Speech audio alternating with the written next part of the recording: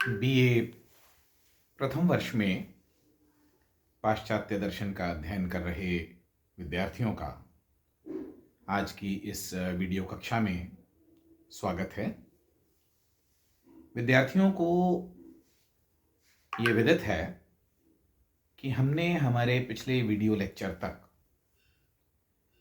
अरस्तू द्वारा प्लेटो के प्रत्यय जगत की जो आलोचना की गई उसके तर्कों का हमने विस्तार पूर्वक अध्ययन किया।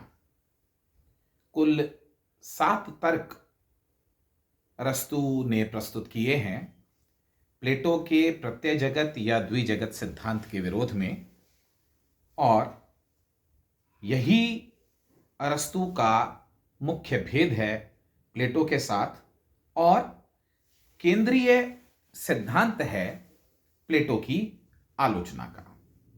मैंने विद्यार्थियों को पहले भी ये बात बताई थी कि यद्यपि अरस्तू प्लेटो के तत्वमीमांसीय सिद्धांत की आलोचना करता है, किंतु इसका अर्थ यह नहीं है कि अरस्तू प्रत्येक विषय में प्लेटो से भिन्न सोचता है।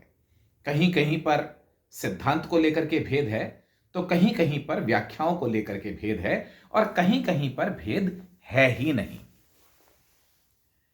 हमने एक अन्य बात अरस्तू के विषय में जो महत्वपूर्ण जानी थी वो ये कि अरस्तू व्यवस्थित तर्कशास्त्र का भी जनक है। ऐसा नहीं है कि अरस्तू से पहले तार्किक चिंतन नहीं हो रहा था, लेकिन तर्क को शास्त्र का रूप पाश्चात्य जगत में देने का जो क्रेडिट है वो अरस्तू को जाता है। अरस्तू ने दी ऑर्गेनॉन नाम की ट्रीटाइस की रचना की जो कि तर्कशास्त्र से संबंधित है, और उसके तार्किक चिंतन का प्रभाव उसकी तत्व मीमांसा पर स्पष्ट दृष्टिगत होता है।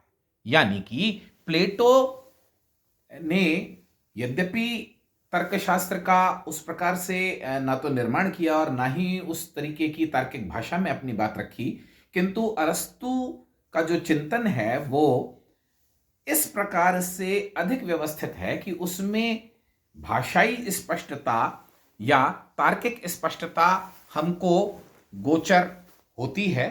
प्लेटो में हमको साहित्यिक रसानुभूति होती है, तो अरस्तू में हमको प्रभाव दिखाई देता है उसके तार्किक चिंतन का, और उसके तार्किक चिंतन का प्रभाव स्वाभाविक रूप से उसके अन्य चिंतन पर, दार्शनिक चिंतन पर, और जिसमें तत्व मीमांसा विशेष तौर पर शामिल की जा सकती है, उस पर स्पष्ट दृष्टिगत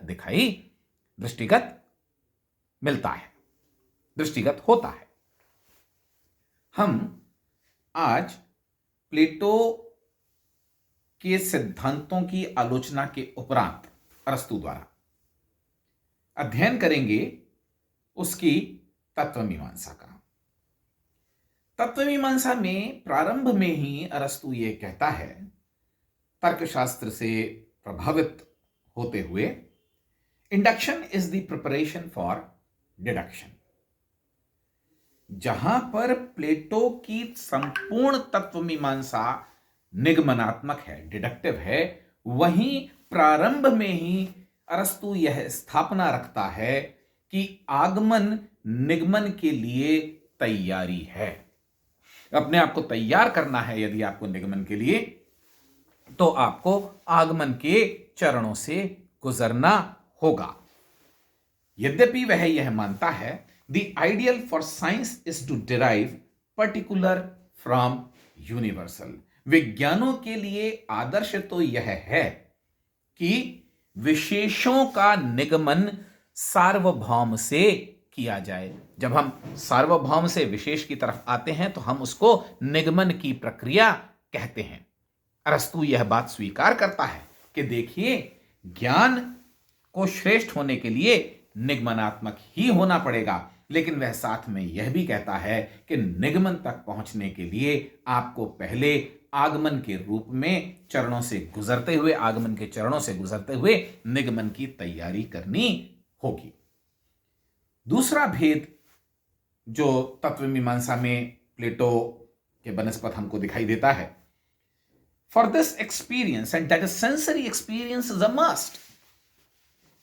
अरस्तु ने प्लेटो के बारे में ये माना कि प्लेटो संभवतया इंद्रियानुभव को स्थान नहीं दे रहा है या महत्व नहीं दे रहा है, जबकि ऐसा नहीं है। हमने प्लेटो के दर्शन में भी ये देखा था कि प्लेटो ये कहता है कि इंद्रियानुभव हमें वह अवसर प्रदान करता है जिससे कि हमारी बुद्धि सक्रिय होती है। अरस्तु ये कहता है कि बिना इंद्रिय अनुभव के आप ज्ञान की कल्पना कर ही नहीं सकते। इंद्रिय अनुभव ज्ञान का प्रस्थान बिंदु है। ये और बात है कि बुद्धि बाद में किस तरीके से सक्रिय होगी। Experience awakens the knowledge of universals. क्या करता है एक्सपीरियंस? इंद्रिय अनुभव क्या काम करता है? इंद्रिय अनुभव हमारे अंदर सुषुप्त अवस्था में उपस्थित ज्ञान को जागृत कर देता है। देखिए, इसी चीज को प्लेटो ने रैशनल इंट्यूशन कहा था, या जिसको सुकरात ने इंटेलेक्चुअल मिडवाइफरी कहा था, और यहां पर हमको परंपरा चलती हुई स्पष्ट नजर आती है। अरस्तु भी सुकरात और प्लेटो की भांति यही मान रहा है कि अनुभव क्या करता है? अनुभव हमारे अंदर सुषुप्तावस्था में मौजूद ज्ञान को जागृत कर देता है। रिकंसाइल्स एम्पिरिसिज्म विद रैशनलिज्म। और इस प्रकार अरस्तु अनुभववाद और बुद्धिवाद में एक सामंजस्य प्रस्तुत करता है। दर्शन शास्त्र के विद्यार्थी आगे जाकर के जब आपका ये सिलेबस के एंड की तरफ कांट को पढ़ेंगे तो वहां ये पाएंगे कि कांट के महत्वपूर्ण, अति महत्वपूर्ण योगदान जो दर्शन के प्रति हैं, उनमें से अनुभववाद और बुद्धिवाद के मध्य सामंजस्य स्थापित करना है। हम यहां अरस्तु में ही देख रहे हैं कि अरस्तु कांट से भी बहुत पहले बीज रूप में अनुभववाद और बुद्धिवाद का सामंजस्य प्रस्तुत कर रहा है।